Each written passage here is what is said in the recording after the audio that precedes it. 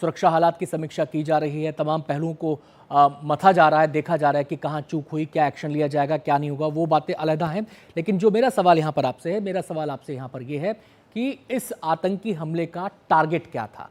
दहशत फैलाना तो सिंपल सा एक समझ में आता है, लेकिन चुन चुन कर धर्म पूछ कर दागा जाना, पहलगाम में लोगों को निशाना बनाना, यहीं से पहलगाम का अमरनाथ यात्रा का बेस शुरू होता है। क्या उसको लेके कोई संदेश वो देना चाहते थे?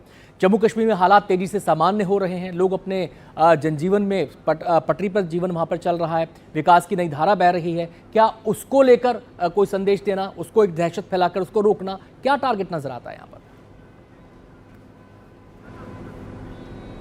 देखिए, निश्चित तौर पर जिसका जिक्र राजीव कर रहे थे कि एक बहुत ही गहरी आतंकी साजिश के तहत ये हमला हुआ है। और हमें नहीं भूलना चाहिए कि अमेरिका के जो उपराष्ट्रपति हैं वैंस, वो भी अभी भारत दौरे पर हैं। आपको याद होगा, इससे पहले भी जब भी किसी दुनिया के बड़े देश के बड़े राजनेता भारत में रहे हैं, इस तरह के की घटनाएं हुई हैं। अभी का संदर्भ भी बहुत साफ है कि जेडी वैंस जो भी भारत दौरे पर हैं, जो आज आगरा जाने वाले हैं, वो अभी भारत में हैं। और अमेरिका ने भी बहुत कड़े शब्दों में इसकी निंदा की है। डोनाल्ड ट्रंप ने ट्वीट करके इसकी भर्त्सना की है। महत्वपूर्ण देखिए ये है कि इस पूरे मामले में दो बहुत महत्वपूर्ण बातें सामने आई हैं। एक तरफ आतंकवादियों की जो मंशा है वो बहुत साफ है, जिसका जिक्र राजीव ने भी किया कि देखिए, टूरिज्म सबसे महत्वपूर्ण है जम्मू कश्मीर की अर्थव्यवस्था के लिए। और इतना बड़ा जब हमला होता है तो निश्चित तौर पर मुझे लगता है ये एक कोशिश है पर्यटकों को डराने की भी, कि वो जम्मू कश्मीर ना आए।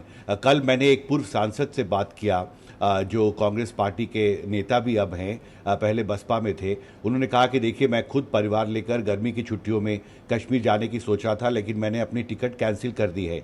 और देखिए, यही सोच जो है, टाइमिंग भी मुझे लगता है बहुत महत्वपूर्ण है। गर्मी बढ़ती जा रही है और ये एक तरह का पीक सीज़न भी जम्मू कश्मीर में माना जाता है, जब टूरिज़्म जो है वो धीरे धीरे बढ़ता है, क्योंकि लोग गर्मी की छुट्टियों में कश्मीर जाते हैं। लेकिन इसमें बहुत साफ तौर पर कई तरह से मुझे लगता है, एक तरफ कानून व्यवस्था जो है उसको कमज़ोर करने की कोशिश है, दहशत फैलाने की कोशिश है। और जो जम्मू कश्मीर में जो अर्थव्यवस्था फिर से रफ्तार पकड़ रही थी, जो अर्थव्यवस्था मजबूत हो रही थी, मुझे लगता है कि इस तरह की घटनाओं के बाद जिस तरह का एक माहौल बना है, क्योंकि इसमें दो विदेशी नागरिक थे, उनकी भी हत्या की गई है, तो इससे न सिर्फ फॉरेन टूरिज्म बल्कि जो डोमेस्टिक घरेलू जो पर्यटक है उस पर भी इसका निश्चित तौर पर असर पड़ेगा।